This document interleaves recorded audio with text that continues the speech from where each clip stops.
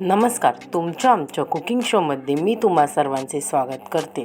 आज आपण धाबा स्टाईल अंडा करीची रेसिपी पाहणार आहोत। तर चला मग रेसिपी बनवण्यास सुरुवात करूया।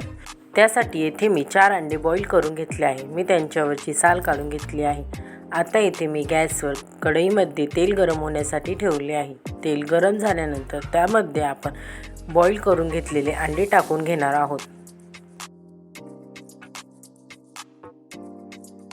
आता आपण या अंड्यांना छान प्रकारे लालसर रंग येईपर्यंत तळून घेणार आहोत। आता आपण या अंड्यांवर 1 टीस्पून हळद टाकून घेणार आहोत।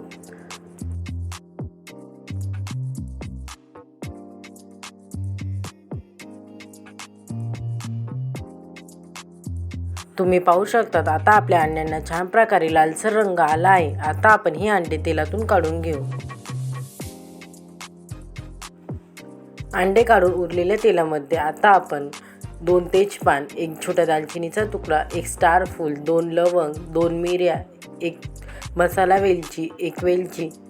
आता आपण या मसाल्यांना 2 मिनिटांपर्यंत तळून घेणार आहोत।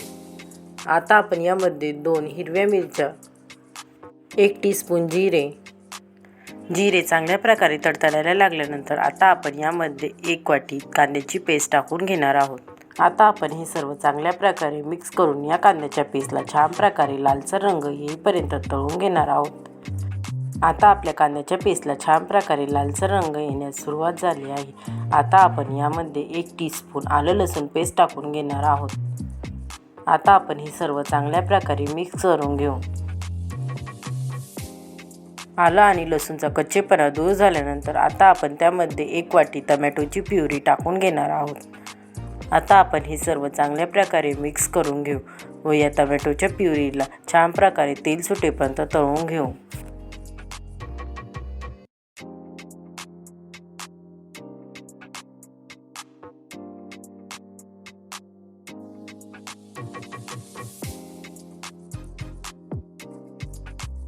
आता आपल्या टोमॅटोच्या प्युरीला छान प्रकारे तेल सुटण्यास सुरुवात झाली आहे। आता आपण यामध्ये 1 टीस्पून हळद, 1 टेबलस्पून काश्मीरी लाल मिरची पावडर, 1 टेबलस्पून धने पावडर, आता आपण हे सर्व चांगल्या प्रकारे मिक्स करून या मसाल्यांना चांगल्या प्रकारे तेल सुटेपर्यंत तळून घेणार आहोत।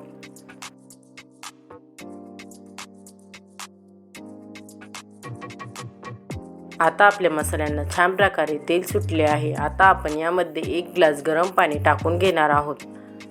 आता आपण हे सर्व चांगल्या प्रकारे मिक्स करून घेऊ। आता आपण यामध्ये चवीपुरते मीठ टाकून घेणार आहोत। आता आपण यामध्ये 1 टेबलस्पून किचन किंग मसाला टाकून घेणार आहोत। आता आपण हे सर्व चांगल्या प्रकारे मिक्स करून घेऊ।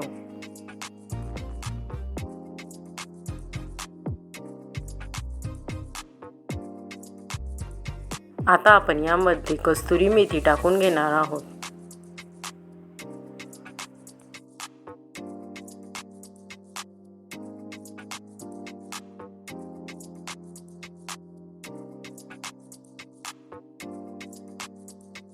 आता आपली भाजी चांगल्या प्रकारे उकळायला लागली आहे। आता आपण यामध्ये तळून घेतलेले अंडे टाकून घेणार आहोत। आता आपण हे सर्व चांगल्या प्रकारे मिक्स करून घेऊ।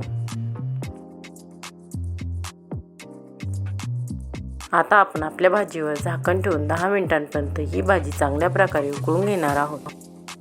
10 मिनिटांनंतर आता आपण आपल्या भाजीवरचे झाकण काढून पुन्हा एकदा हे सर्व चांगल्या प्रकारे मिक्स करून घेऊ।